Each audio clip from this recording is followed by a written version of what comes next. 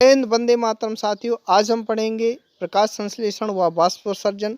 ये आज की क्लास जो है 10वीं 12वीं एवं ऑल कंपटीशन एग्जाम के पॉइंट ऑफ व्यू से इम्पोर्टेंट होने वाली है, क्योंकि प्रकाश संश्लेषण साइंस के अंतर्गत बहुत ही इम्पोर्टेंट टॉपिक है।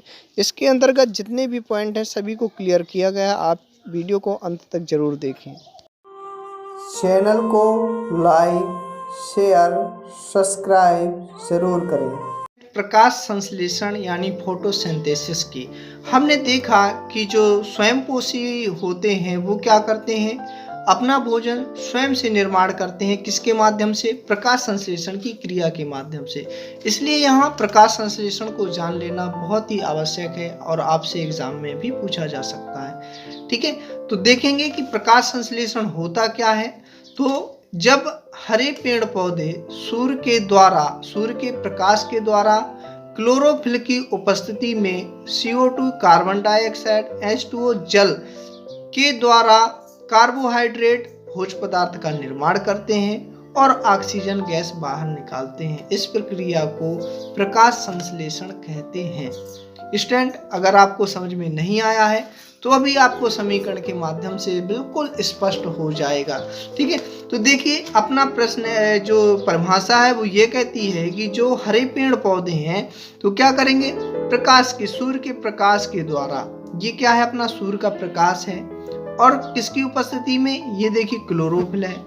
सूर्य के प्रकाश और क्लोरोफिल की उपस्थिति में क्या करेंगे, कार्बन डाइऑक्साइड CO2 और जल के द्वारा इन दो पदार्थों को मिलकर के क्या करेंगे, किसका निर्माण करेंगे, कार्बोहाइड्रेट। ये जो C6H12O6 है ये क्या है, कार्बोहाइड्रेट है, इसका निर्माण करते हैं। और क्या हो रहा है यहाँ पे देखेंगे आप, यहाँ पे क्या हो है, ऑक्सीजन गैस निकलती है।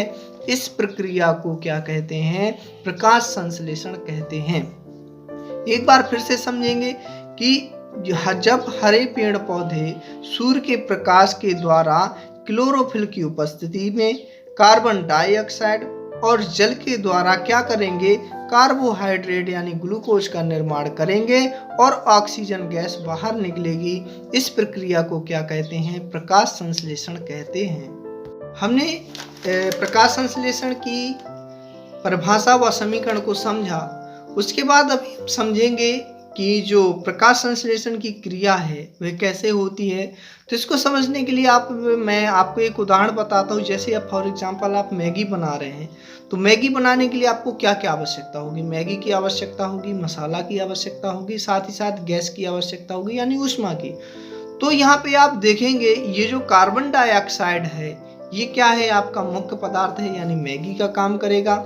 और यहाँ पे जो जल है एवं मिनरल्स जो हैं वो किसका काम करेंगे, मसाले का काम करेंगे।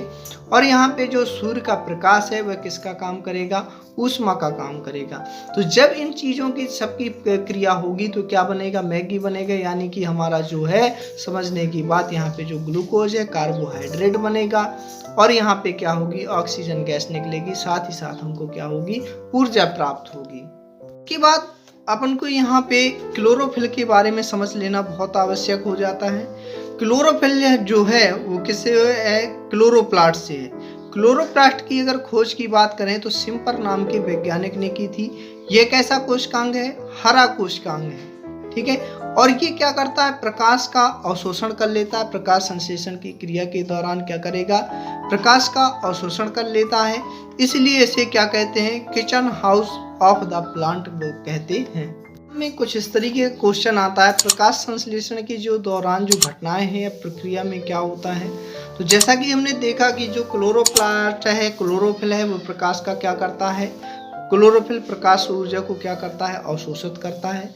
ठीक है, और ये जो प्रकाश ऊर्जा जो है वो किस रूप में रूपांतरित हो जाती है, रासायनिक ऊर्जा में रूपांतरित हो जाती है। और इसमें जो ऑक्सीकरण व अपचयन दोनों क्रियाएं साथ साथ होती हैं। क्या, जल का इसमें क्या होता है, ऑक्सीकरण होता है और कार्बन डाइऑक्साइड का क्या होता है, अपचयन होता है। और ये कैसी उपापचयी अपक्रिया है या जैव रासायनिक अपक्रिया है। देखो इन्हीं पॉइंट के माध्यम से आपका उत्तर होगा कि ये क्या करेगा, क्लोरोफिल द्वारा सूर्य प्रकाश का क्या करेगा, अवशोषित करेगा। ठीक है, और प्रकाश ऊर्जा को रासायनिक ऊर्जा में रूपांतरित करता है और इसमें साथ ही साथ ऑक्सीकरण व अपचयन दोनों अपक्रियाएं साथ में होती हैं। यह उपापचयी व रासायनिक अपक्रिया है। देखा प्रकाश संश्लेषण की क्रिया के दौरान ये जो होती है ऑक्सीजन तो होती है कि तो निकल जाती है, कार्बोहाइड्रेट बन जाता है जो संचित हो जाता है, परंतु यहाँ पे जो जल होता है तो वो किस रूप में निकलता है तो इसके बारे में समझेंगे। यही इसी क्रिया को क्या कहते हैं, वाष्पोत्सर्जन कहते हैं। तो यानी कि जल का वाष्प के रूप में निकलना क्या कहलाएगा, वाष्पोत्सर्जन यानी ट्रांसपायरेशन कहलाता है। ठीक है, तो क्या होता है ये जो वाष्पोत्सर्जन की जो ये क्रिया होती है वह किसके माध्यम से होती है, स्टोमेटा। यहीं से अपना जो अगला टॉपिक होगा वो क्या पढ़ेंगे हम, स्टोमेटा, यानी कि जो जल के वाष्प के रूप में निकलने की क्रिया होती है वह किसके माध्यम से होती है, स्टोमेटा के माध्यम से होती है। तो यहाँ पे कहेंगे हम कि पौधे के द्वारा ऑक्सीजन और वाटर का लॉस होना क्या कहलाता है, वाष्पोत्सर्जन कहलाता है। और यह जो क्रिया है, संपूर्ण प्रोसेस है, यह तत्व पोटेशियम के माध्यम से होती है। ठीक है, साथ ही एक बहुत ही इंपॉर्टेंट क्वेश्चन है ये जो आपसे पूछा जाता है कि वाष्पोत्सर्जन की दर को किस यंत्र से मापा जाता है, तो आपका जो उत्तर है वो है फोटोमीटर। ये आपसे बहुत पूछा जाता है, कंपटीशन एग्जाम में भी पूछा जाता है कि वाष्पोत्सर्जन की दर को किससे मेजर करते हैं, तो आपका उत्तर होगा फोटोमीटर। संश्लेषण की क्रिया में कुछ बिंदुओं को और समझ लेते हैं, जैसे कि इसमें जो सूर्य में की जो ऊर्जा होती है तो उसमें ऊर्जा का रीजन क्या होता है, कारण क्या होता है, तो इसमें जो होता है न्यूक्लियर फ्यूजन के कारण होता है, नाभिक की संनयन, यानी कि उसमें क्या होता है, हाइड्रोजन होती है, दो हाइड्रोजन मिलकर के क्या बनते हैं, H2 बनाते हैं और इसमें क्या होती है, ऊर्जा प्राप्त होती है। तो अब बात करेंगे कि इसमें प्रकाश संश्लेषण जो होता है तो केवल रात में होता है या केवल दिन में होता है।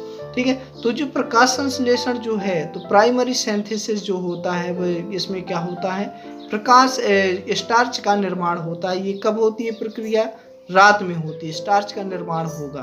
ठीक है, और दिन में क्या होगा, प्रकाश संश्लेषण के माध्यम से जो क्रिया होगी उसको सेकेंडरी फोटोसिंथेसिस बोलते हैं। और इसमें क्या होता था, अपन ने समीकरण में देखा था, क्या बनता था, ग्लूकोज बनता था, और यही ग्लूकोज रात में क्या बन जाता है, स्टार्च बन जाता है। ठीक है, तो यानी कि जो पौधे हैं तो रात दिन दोनों प्रकाश संश्लेषण की क्रिया करते हैं। प्रकाश संश्लेषण की क्रिया में दो हार्मोन्स वर्क करते हैं, जैसे एक हो गया ऑक्सिन और दूसरा होता है साइटोकाइनिन। ऑक्सिन हार्मोन जो है तो प्लांट की ग्रोथ को कंट्रोल करता है। ठीक है, जैसे कि आप देखते होंगे कि बांस जो होता है वह अचानक वृद्धि कर जाता है, तो ये किसका रोल होता है, ऑक्सिन हार्मोन का होता है। ठीक है, अब ऑक्सिन हार्मोन की उपस्थिति में ये साइटोकाइनिन जो होता है ये फोटोसिंथेसिस की दर को क्या करता है, कंट्रोल करता है।